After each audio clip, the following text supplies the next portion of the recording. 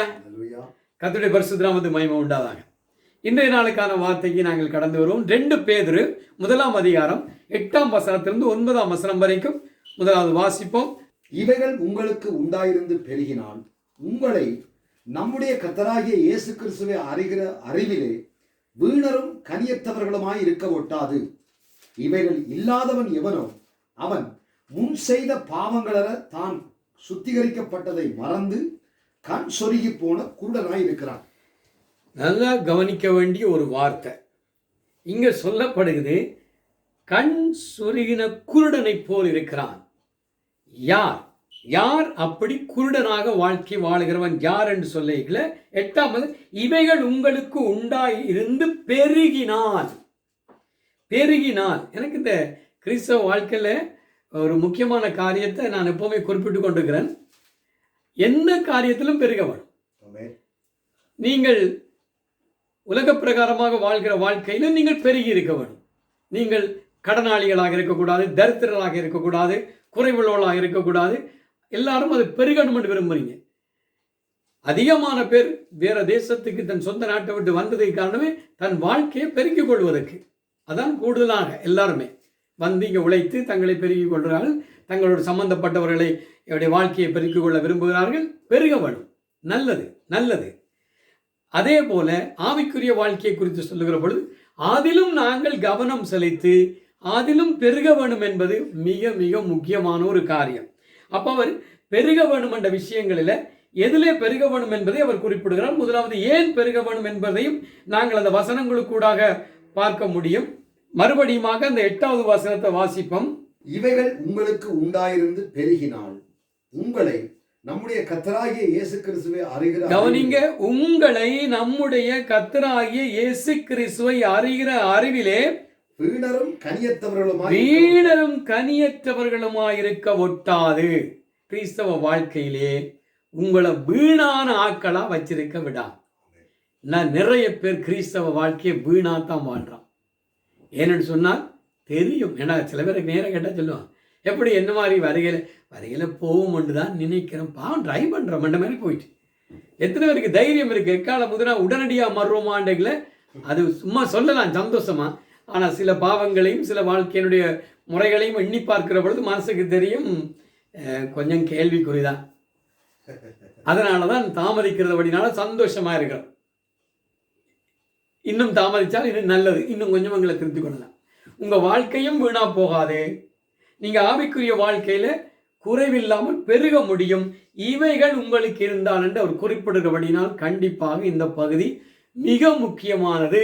ஏனென்றால் எவைகள் அவைகளை நாங்கள் கவனிக்க போகிறோம். இவைகள் நமக்கு வேணும். அப்போ இவைகள் என்று சொன்னபடினால் அதை ஏற்கனவே சொல்லிட்டார். அது எதுன்னு சொன்னால் 5ஆம் வசனத்திலிருந்து படிக்க போகிறோம். முதலாவது 5ஆம் வசனத்தை படிப்போம். 2 பேதுரு 1ஆம் அதிகாரம் 5வது வசனம். இப்படி இருக்க நீங்கள் அதிக ஜாக்கிரதை உள்ளவர்களாய் உங்கள் விசுவாசத்தோட தைரியத்தையும் ஞானத்தையும். முதலாவது இதை படிப்படியாக நான் ஒவ்வொரு பகுதியாக பார்க்க போகிறேன். முதல் பகுதியில் சொல்லப்பட்டிருக்குது உங்கள் விசுவாசத்தோட தைரியத்தையும். விசுவாசம் தைரியம் ரெண்டையும் கொஞ்சம் கூட்டுங்க. விசுவாசத்தோடு கூட தைரியத்தை கூட்டி விடுங்க.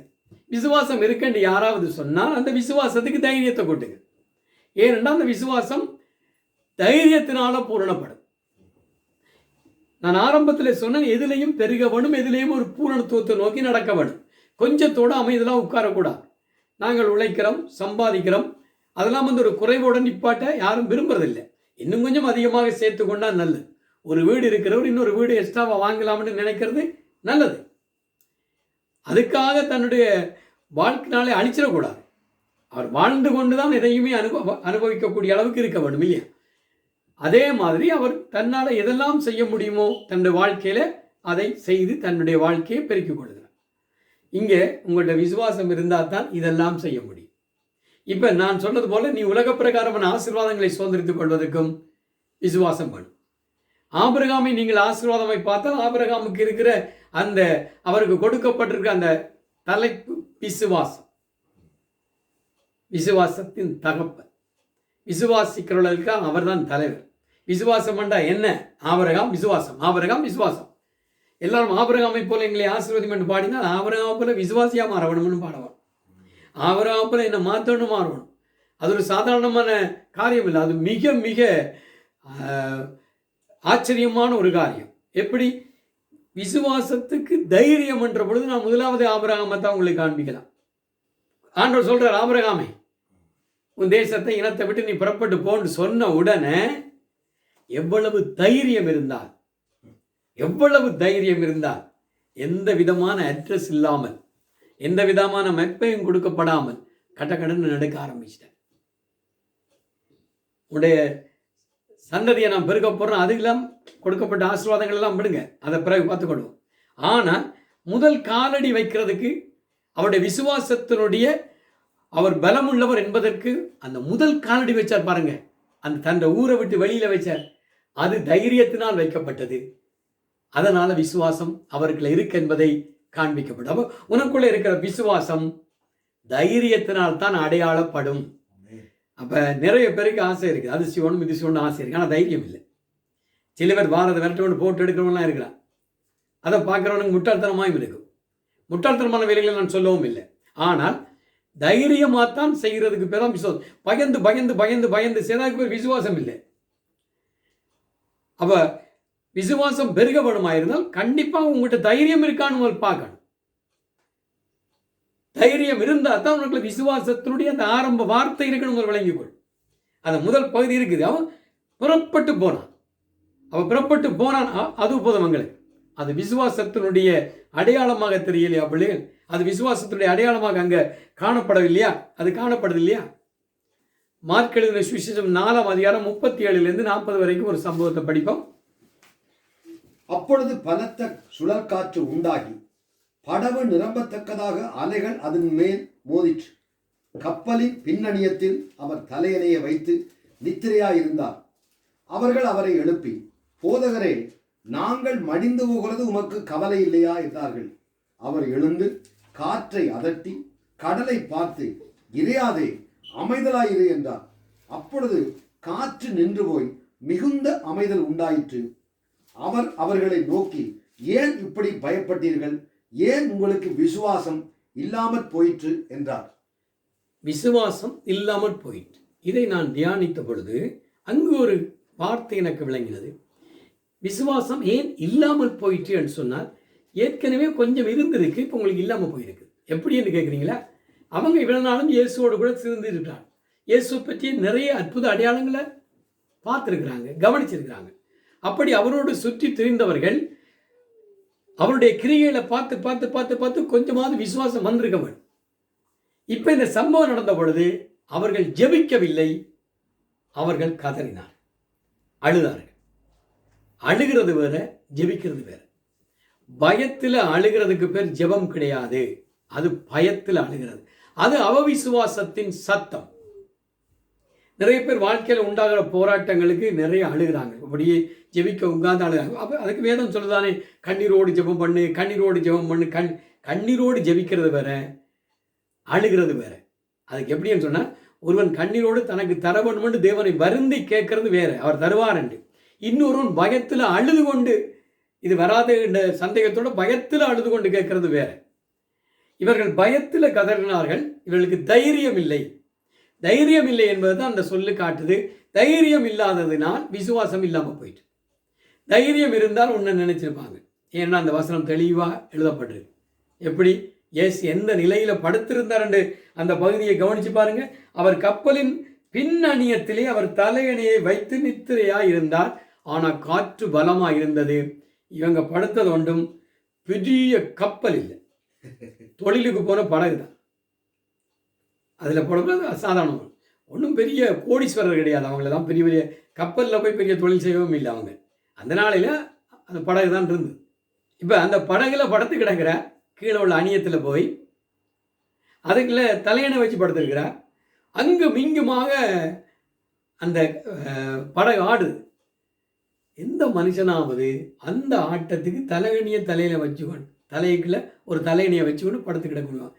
அது அந்த பாட்டுக்கு போவோம், இவர் இந்த பக்கம் போவார். ஆனால் அதையும் போக விடாமல் பிடிச்சு கொண்டு அந்த போட்டு ஆடைகளை அந்த ஆட்டத்துக்கு அப்படியா திரிகிறான்னு சொல்ல ஒன்று மட்டும் தெரிஞ்சது, அவர் நித்திரை இல்லை. நித்திரை என்ன நடக்குது பார்ப்போன்னு இருந்தார்.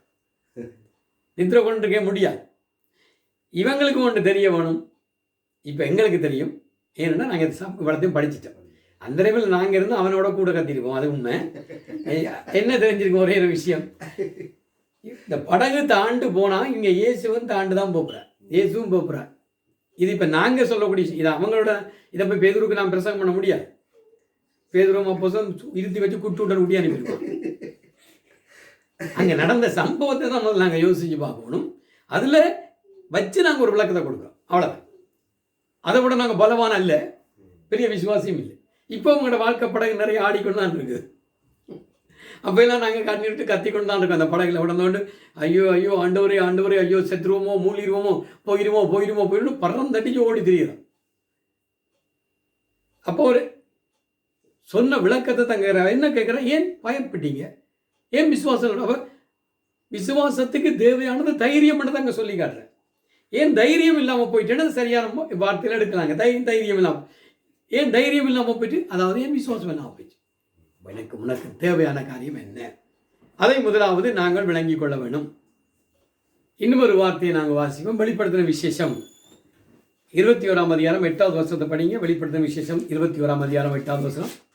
பயப்படுகிறவர்களும் அவிசுவாசிகளும் அருவருப்பானவர்களும் கொலை பாதகரும் விபசாரக்காரரும் சூனியக்காரரும் விக்கிரக ஆராதனைக்காரரும் பொய்யர் அனைவரும் இரண்டாம் மரணமாகிய அக்னியும் கந்தகവും எரிகிற கடலிலே பங்கடைவார்கள் என்றார். இந்த வார்த்தையை பார்க்கிற பொழுது பயம் எவ்வளவு பெரிதான பாவத்துக்கு சமனாக சொல்லப்பட்டிருக்கிறத கவனிக்கும். ஏனென்றால் பயப்படுறவட்ட விசுவாசம் இருக்காது, அதாவது தைரியம் இல்லாதவரிடத்தில் விசுவாசம் இருக்காது. விசுவாசிக்காத எவனும் தேவனுக்கு பிரியமா இருக்க முடியாது. விசுவாசிக்கிற வந்தான் தேவனை பிரியப்படுத்த முடியும். விசுவாசம் இல்லாதவன் ஒரு காலமும் தேவனுக்கு பிரியம். இப்போ நாங்கள் விபச்சாரம் செய்யாத, அது செய்யாத, இது செய்யாதான் பேசிக்கொண்டு இருக்கிறோம். பயப்படாதேன்னு சொல்ல வேணும். அதுக்கும் அதே அளவு ஒரு இதை கொடுக்க வேணும். நாங்கள் எப்படின்னு சொன்னால், இங்கே போடப்பட்ட பாவங்களை பார்த்தீங்கன்னு சொன்னால், அந்த பாவங்களுக்கும் மேலே முதலாவது போடப்பட்டிருக்க காரியம் பயப்படுகிறவர்களும். அதோட பயப்படுறவங்கள் உண்டு. அப்போ விசுவாசியாக இருந்து பயப்பட்டால் விசுவாசம் இல்லாதவன், விசுவாசமே இல்லாதவன் அவிசுவாசி. இந்த ரெண்டு பேரையும் பாருங்க. ஒரு அவிசுவாசியாக கிறிஸ்தவன் இல்லாமல் இந்த உலகத்தில் வாழ்ந்து கொண்டிருக்கிற அவனுடைய அதே நிலைமை, துன்மார்க்கனாக இருந்திருக்க அவனுடைய நிலைமை, விசுவாசியாக இருந்து பயந்தவனுக்கும் அதே நிலைமை தான். ரெண்டு பேரும் அக்னி கடலுக்காக போகிறோம். பயந்து பயந்து விசுவாசியாக இருக்க முடியாது. ஆனால் இன்னைக்கு ஒரு முடிவெடுத்துறவனும் கொஞ்சம் நஞ்சமாக உனக்குள்ள இருக்கிற பயங்களையும் நீ நீக்கி விடணும். கொஞ்சம் நஞ்சமாக உனக்குள்ள இருக்கிற பயத்தையும் நீ உன்னை விட்டு எடுத்துக்கொள்ள வேணும். பயத்துக்காக ஜெபிங்க. பயத்துக்காக ஜெபினா பயம் பாரத்துக்கு இல்லை, பயம் போகிறதுக்கு. நாங்கள் கவனிக்கலாம். ஆண்டவரை கொஞ்சம் பயம் உள்ளவனாக இருக்கிறேன், சும்மா வீராப்பு பேசக்கூடாது. எனக்குள்ள சின்ன ஒரு சம்பவம் நடந்தோட எனக்கு ஒரு அதிர்ச்சியாக இருக்குது, பயமாக இருக்குது. ஏண்டா அது நான் விசுவாசி இல்லைன்னா நிரூபிச்சு கொண்டிருக்குது. எதிர்காலத்தை குறித்த பயம்.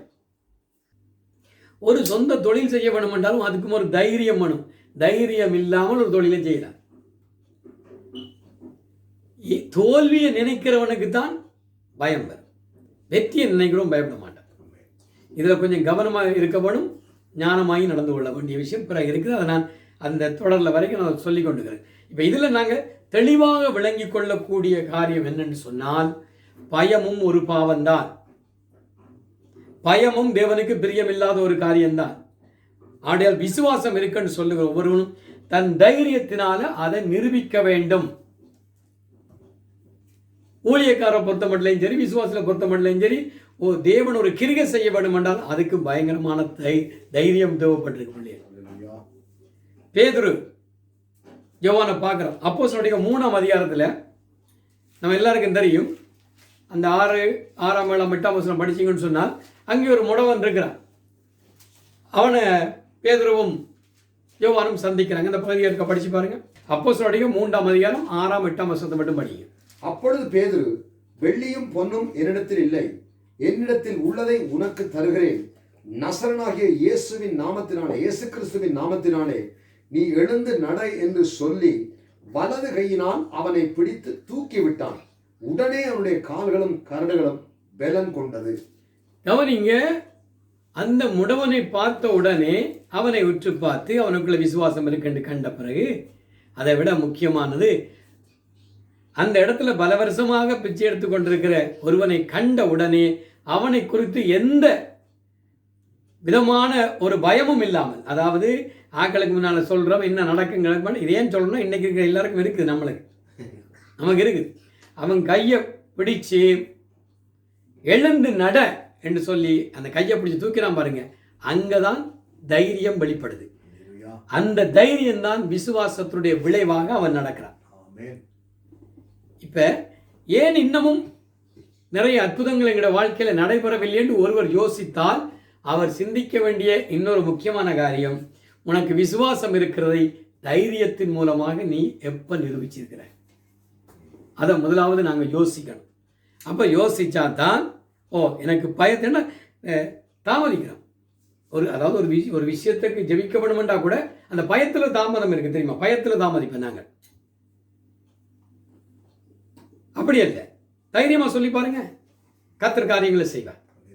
சரி, ஒரு கேள்வி, சொல்லி நடக்காட்டிக்கு சுகமாக்குறது யாரு? கர்த்தர்.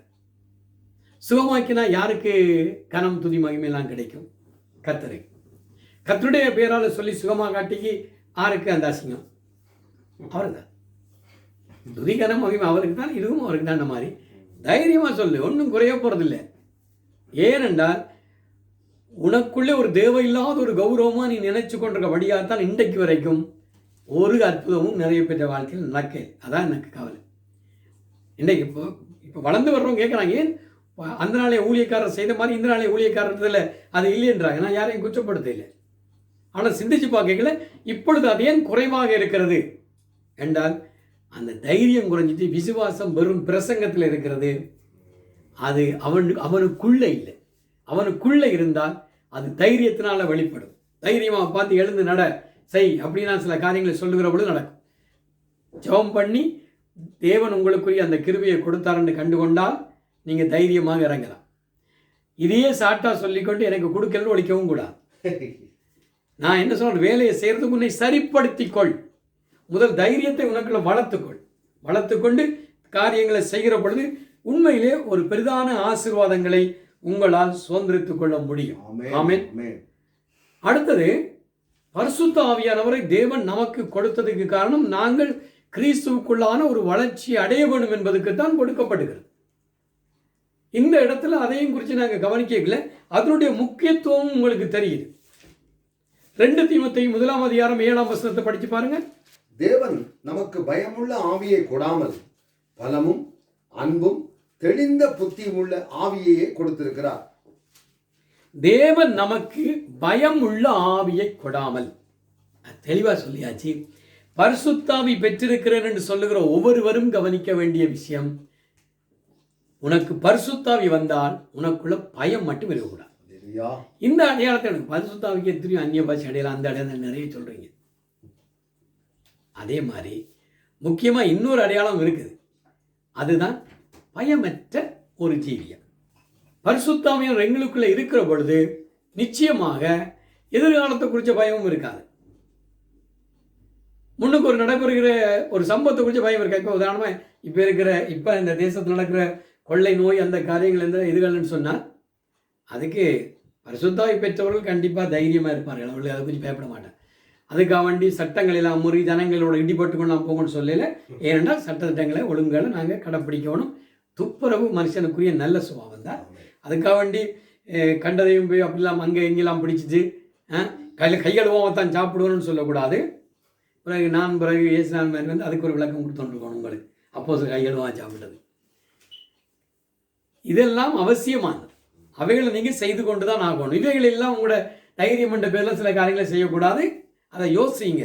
ஏன்னா கொஞ்சம் கவனமாக பேச வேண்டிய ஒரு விஷயம் பிள்ளையா விளையக்கூடாது. அப்போ பரிசுத்தாவி உனக்குள்ள இருக்கு என்று நீ முடிவெடுத்தால் பரிசுத்தாவி பலம் உள்ளவர். அப்போ எனக்கு பயம் இருக்கு, அப்போ நீ பரிசுத்தாவி இல்லை, நான் யாரையும் நியாயம் இருக்கல. இது வசனம் தான் சொல்லுது. இந்த வார்த்தை அப்படி தான் சொல்லப்படுறது. 8ஆம் வசனம் படிங்க. ஆகையால் நம்முடைய கர்த்தரை பற்றிய சாட்சியை குறித்தாவது அவர் நிமித்தம் கட்டப்பட்டிருக்கிற என்னை குறித்தாவது நீ வெட்கப்படாமல் தேவ வல்லமைக்கேற்றபடி சுவிசேஷத்திற்காக என்னோட கூட தீங்கு அனுபவி. இப்ப கவனிங்க, தைரியம் இருந்தால் தான் கிறிஸ்துவ நிமித்தம் பாடுகளை அனுபவிக்க முடியும். அப்போஸ்தலர்கள் நல்ல விசுவாசிகளாக இருந்தார்கள், பரிசுத்தவான்கள் நல்ல விசுவாசிகளாக இருந்தார்கள், அவர்கள் பெரிய அற்புதங்கள் எல்லாம் செய்தார்கள் என்றால் அவர்கள் பாடுகள் அனுபவித்ததினாலும் தங்கள் விசுவாசத்தின் தைரியத்தை வெளிப்படுத்தினார். அப்ப நல்ல விசுவாசம் உள்ளவர்களாக இருக்கிறார்கள் என்று சொல்லைகள தைரியம் என்கிறது ஒரு அற்புதமான அதிசயமான காரியத்தை நடத்துவதற்கு மாத்திரமல்ல, விசுவாசமானது நம்முடைய வாழ்க்கையில் உண்டாகிற பாடுகளை தைரியமாக எதிர்கொண்டு நிற்கிறதும் விசுவாசத்தினுடைய அதான் விசுவாச ஜீவியம்னு சொல்லுவாங்க. விசுவாச ஜீவியம். இன்னைக்கு ஒரு ஊழியத்துக்கு ஒருவரை அழைச்ச உடனே அந்த ஒரு ஊழியத்தை முழுதினமாக செய்ய போகிறன்றதுக்கு இடையிலே நிறைய காரியங்களை யோசித்து பயத்திலேயே வர்றாங்க. இல்லை என்றால் வந்தால் நாங்கள் சில ஊழியக்காரரை பார்த்தோம் கடைசி வரைக்கும் நாங்கள் கஷ்டப்பட்டு இருக்கணும் போலிங்க, அதாக இருக்கணும். இந்த பயமே ஒரு ஊழியத்தை செய்கிறது கூட கனவே வாரதில்லை. அது விசுவாச ஜீவியம். அப்படி வாரது விசுவாச ஜீவியம். அந்த விசுவாச ஜீவியம் எதில் அண்டி இருக்கு? தைரியத்தில் அண்டி இருக்கு. தைரியம் உள்ளவனுக்கு தான் அதால் முடியும். பாடுகளை அனுபவிப்பது கூட விசுவாசம், அதுக்கு பேர் தைரியம். தைரியம்தான் உன்னை கிறிஸ்துவோடு கூட ஒரு காரியத்தை செய்வதற்கு, விசுவாச ஜீவியத்தை வாழ்வதற்கு உன்னை நடத்தும். ஆகவே பயமுள்ள ஆவியை அவர் கொடுக்கவில்லை. பயம் எப்படிப்பட்டது என்ற உங்களுக்கு தெளிவாக சொல்லப்போனால் இதான் ஆக வேதனையாக இருக்கும். பயம் உங்களுக்கு சரியான அடையாளத்தை காட்டாது. பயம் எப்போவுமே பிழையான அடையாளத்தை தான் காட்டும். பயந்தவன் ஒரு நாளும் தெளிவான சரியான அடையாளத்தை பார்க்க முடியாது. ஒரு வசனத்தை படிங்களே, மத்தேயு எழுதின சுவிசேஷம் 14ஆம் அதிகாரம் 26ஆம் 27ஆம் வசனம் படிங்க. மத்தேயு எழுதின சுவிசேஷம் 14ஆம் அதிகாரம் 26ஆம் 27ஆம் வசனம். அவர் கடலின் மேல் நடக்கிறதை சீசர்கள் கண்டு கலக்கமடைந்து ஆவேசம் என்று சொல்லி பயத்தினால் அலறினார்கள்.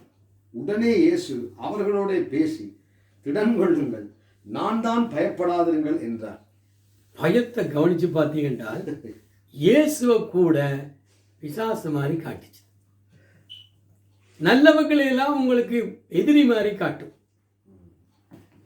உங்களால் சரியான அடையாளத்தை காட்ட முடியாத அளவுக்கு எவ்வளவு விசுவாசபூர்வமான வாழ்க்கையை வாழக்கூடிய அந்த அப்போஸ்தலர்கள், அது ஆரம்ப காலமாக இருந்தாலும் அவளுக்கு ஏற்பட்ட நெருக்கம் மிக பெரிதான ஒரு சூழலை மாற்றிச்சு. எப்படின்னு சொன்னால், இயேசு கடலில் நடந்து வருகிறார். உடனே அவர்கள் அது ஒரு அசுத்தாவி, ஒரு பிசாசு என்று சொல்லி பயந்து அலறினார்கள். அலறினார்கள் போடப்பட்டிருக்கு. இந்த அலறல் இப்போ தெரிஞ்சவங்களை அலறல் ஜபங்கள்லாம் இதான் நடக்கும். தரிசனங்களோ அல்லது வேறு வேறு காரியங்களையோ எல்லாம் கண்டாலும் சில பேருக்கு அந்த பயம் இருக்கலாம், திகில் இருக்குது. அது ஒன்றையுமே சரிப்படுத்தாது. இருதயத்தில் உங்களை சரிப்படுத்துறது ரொம்ப கஷ்டம். அதனால் நான் சொல்கிறேன், ஒரு வேலையை செய்வதற்கு அதில் நீங்கள் சரியாக நடப்பதற்கு பயம் உங்களுக்கு கூடாத ஒரு காரியம். அது சரியான தரிசனத்தை உங்களுக்கு காட்டாது. இப்போ நீங்கள் ஒரு தொழிலை தொடங்க போகிறீங்க, பாஸ்டர் நான் ஜெவிங்க பாஸ்டர் இப்படி தொழிலை தொடங்க போகிறேன், பயமாக இருக்குது பாஸ்டர், என்ன மாதிரி நடக்குமோ ஒரு அதுக்கு சொல்லுங்கள். அந்த முதல் வார்த்தையில் நீங்கள் விசுவாசம் இல்லாத தான் ஜெபிக்கிறீங்கன்னு தெரிஞ்சுது. அதுக்கு பிறகு என்ன தரிசனம் சொன்னாலும் அது உங்களுக்கு பேய் தரிசனமாக தான் இருக்கு. இப்போ உங்களுக்கு கர்த்தர் வெளிப்பட மாட்டார். நீங்கள் அதை சாதாரணமாக நினைக்கிறீங்க. நிறைய பேர் பயம்ன்றது ஒரு பயம் நரகத்துக்கு உன்னை தள்ளுகிற அளவுக்கு அது பொல்லாத சாமா. அதை வளர்க்க விடாத, உனக்குள்ள அதை பெருக விடாமல் தைரியத்தை பெருக்கி விசுவாசம் வளரும். ஹல்லேலூயா. ரோமர்கள் 8ஆம் அதிகாரம் 14ஆம் 15ஆம் வசனம் படிங்க. மேலும் எவர்கள் தேவனுடைய ஆவியினாலே நடத்தப்படுகிறார்களோ அவர்கள் தேவனுடைய புத்திரராய் இருக்கிறார்கள். அந்தபடி திரும்பவும் பயப்படுகிறதற்கு நீங்கள் அடிமைத்தனத்தின் ஆவியை பெறாமல் அப்பா பிதாவே என்று கூப்பிடப்படுகிற புத்திர சுவிகாரத்தின் ஆவியை பெற்றீர்கள். அடிமைத்தனத்தின் ஆவி என்று சொன்னால் அது பிசாசின் ஆவி. ஏன்னா நாங்கள் பிசாசுக்கு அடிமைகளாக இருந்தோம். மறுபடியும் அடிமைத்தனத்தின் முன்ன மாதிரியே இருந்த அடிமைத்தனத்தின் ஆவியை பெறாமல் இப்பொழுது நீங்கள் புத்திர சுவீகாரத்தின் ஆவி. அப்படின்னு சொன்னால் நமக்கு தெரியும் புத்திர சுவீகாரம், இயேசு பிதாவுக்கு புத்திரன், நாங்களும் அந்த புத்திர சுவீகாரத்தின் ஆவியை பெற்று பிதாவுக்கு புத்திரனாக இருக்கிறோம். அப்படின்னா குமாரன் எவ்வளவு தைரியசாலியாக இருந்தாரோ, அவரை சுற்றி வர எத்தனை படை இருந்த பொழுதும், எதிரிகள் இருந்த பொழுதும், தன்னை அடிக்க ஒப்பு கொடுத்த பொழுதும் பயந்து இரவோட இரவா ஓட இல்லை. ஜன்னலை திறந்து கதவை திறந்து உடைத்து ஓட தைரியமாக தன்னை மறிக்கிறதுக்கு ஒப்பு கொடுத்தார். பாடுகளை தைரியமாக ஏற்றுக்கொண்டார். கவனிங்க, இந்த நேரத்தில் நீயும் புத்திர சுவீகாரத்தின் ஆவி உடையவனாக இருந்தால் பயப்படாம தைரியமாக காரியங்களை செய்ய முடியும். அதை செய்ய முடியலை என்று சொல்லிக்கல, உனக்குள்ள என்ன ஆவி? ஒரு கேள்வி கேட்க போகிறேன். ஒருவேளை உங்களுக்கு அது வருத்தமாக இருக்கலாம், அல்லது ஒரு கேள்வியை கொண்டு வரலாம். நீ பரிசுத்தாவி பெற்றிருந்தால் அது தைரியத்துக்கு அடையாளம். சாதாரணமான சின்ன காரியம் சொல்ல, இன்றைக்கு எத்தனை பேர் வீடு வீடாக போய் சுவிசேஷம் சொல்லுகிற தைரியம் இருக்கு? தைரியம் இல்லாமல் தான் நீங்கள் போகையில்லை என்றது உண்மை. உங்களுக்கு தைரியம் இல்லை, ரோட்டில் இருந்து ட்ரக்ஸ் கொடுக்க தைரியம் இல்லை, யாரும் வீட்டை போய் தட்டிக்க. சிலர் செய்கிறாங்க, அவர்கள் தைரியம் இருக்கிறபடினால தான் அவங்க செய்கிறாங்க. அவன் உங்களை காட்டிலும் விசுவாசியால். நீங்கள் விசுவாசின்னு சொல்கிறீங்க, ஒருவனுக்கு கூட ஃபோன் அடித்து அவனுக்கு சத்தியம் சொல்கிறதுக்கோ போகிறதுக்கோ அறுவடை சபைக்கு வாண்டு கூப்பிட்றதுக்கு சில பேர் பண்ணுற பிளான் பயங்கரமாக இருக்கு. அதை கூப்பிட வேணும் பாஸ்டர், ஆனால் அது கொஞ்சம் ஞானமாக நடந்து நிறைய பிளான். ஒன்றில் நீ செத்துருவா, இல்லாமல் செத்துருவா. அது வரைக்கும் சொல்லிய மாட்டேன். பெருமைகள் பேசக்கூடாது. தைரியம் இல்லை, பயத்தில் தான் நீ இருக்கிறேன்றதை ஒத்துக்கொள்ளணும். உண்டைக்கு பயந்த நீ நரகத்துக்கு போயிட்டு வேதம் சொல்லுது. தைரியம் இருந்தால் நிச்சயமாக நீ தைரியமாக இன்னொரு சுவிசேஷம் சொல்ல போவார். இது வேதத்தின்படி நான் சொல்கிற வார்த்தை. பரிசுத்தாவி இருந்தால் அதை செய்வேன். அப்படின்னா உங்கள்கிட்ட பரிசுத்தாவி இருக்குன்னு சொல்லி நீ சுவிசேஷம் கூட அறிவிக்கிறதுக்கு ஏண்டா, எனக்கு ஒருவர் தெரியும். அவர் அந்த துண்டு பிரசங்களை கொடுக்கறதுக்காக வேண்டி அந்த சென்ட்ரலில் போய் நிற்கிறேன். அது எப்படி இருந்தால் அவ்வளோ துண்டு பிரசங்க சுருட்டி பையக்குள்ள ஒழிச்சு வச்சு கொண்டு ஒன்றை மட்டும் சும்மா அப்படி வச்சுருக்கிறார். ஏன்னா பயம், அவர் பேசிடுவாங்க. பார்க்குறது கொஞ்சம் பலவீனமாகவோ, பார்க்குறதுக்கு கொஞ்சம் இவர் கொஞ்சம் இலக்கரமாக திருறாரு, ஒன்றும் கலைக்க மாட்டார் என்ற ஒரு ஆளை கண்ணு அவர்கிட்ட கொண்டு கொடுக்குறாரு, நீட்டுறது. ஒரு மாதிரி வாட்டர் சாட்டம் ஒருத்தம் வந்தால் டக்கண்டு. இது கற்பனை பண்ணி சொல்லல, நான் பார்த்தது தான் சொல்கிறேன். நான் பார்த்தேன். அந்த என்ன ஒன்றோட நிற்கிறீங்க, எல்லாம் முழுக்க கொடுத்துட்டீங்களான்னு அதை இங்கே இஞ்சி கிடக்குன்னு பையக்குது. அப்போ என்னண்டல இல்லை, யாராவது பயம். அப்போ இதுக்குள்ள சொல்கிறது, நாங்கள் ஆவியை பெற்றுக்கொண்டோம், நாங்கள் அவரோடு கூட வருகையிலே காணப்படுவோம். நீங்கள் எந்த ஆவியை பெற்றீர்கள்? இங்கே சொல்லுது, பயம் இருந்தால் நீங்கள் மறுபடியும், அப்படித்தான் அந்த வசனம் இல்லையா, மறுபடியும் அடிமைத்தனத்தின் ஆவியை. அப்போ மறுபடியும் அடிமைத்தன ஆவி வந்துட்டு, என்ன அடிமைத்தனம்? பிசாசுக்கு அடிமையாக இருந்த ஆவி. சின்ன காரியங்கள் யோசிச்சு பார்த்தா ஒத்துக்கொள்ள மாட்டீங்க. கனவேற்கா இதை குழப்பத்தை கொண்டு. ஆனால் உண்மையாக தான். ஹல்லேலூயா. ஆனபடினால இன்னைக்கு நாங்கள் முடிவெடுக்க வேணும். தைரியத்தை கூட்டினா தான் விசுவாசி என்பதுக்கான அடையாளமே. இப்போ நான் உங்களுக்காக ஜெபிக்க போகிறேன். எப்படி?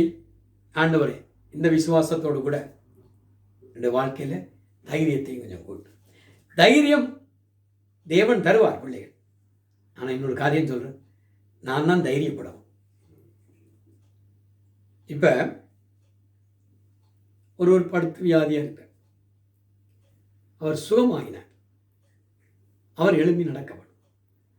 சுகமாகியும் எழும்பி நடக்காமல் கொள்ளாமல் கிடந்தால் அவர் வரத்தக்காரன் தான் சமன். அவனோடினால தேவன் உனக்கு தைரியம் தந்தாலும் அந்த தைரியத்தை நீ பயன்படுத்துறதுக்கு வராத வரையிலும் உனக்குள்ள இருக்க தைரியம் உனக்கு தெரியாது, மட்டும் வெளியே தெரியாது.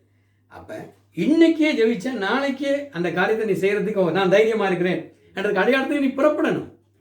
நீ புறப்பட்டு போகணும், புறப்பட்டு செய்து காட்டணும். அதை விட்டு ஆண்டவரே தைரியம் தரல, போன வாரமும் ஜெபிச்ச நான் ஆண்டவரை இந்த வாரம் மறுபடியும் கேட்கிறேன் தைரியம் தாரும் ஆண்டவர்னு நீ சாகு மட்டும் கேட்ப வராது.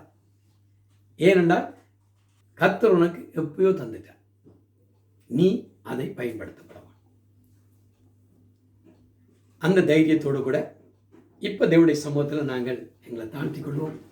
கர்த்தர் அதை எங்களுக்கு தர ஜெபம் பண்ண போகிறோம். ஆம், அருமையான பிள்ளைகளே, இந்த நாளிலும் கர்த்தர் எங்களோடு பேசியிருக்கிறார்.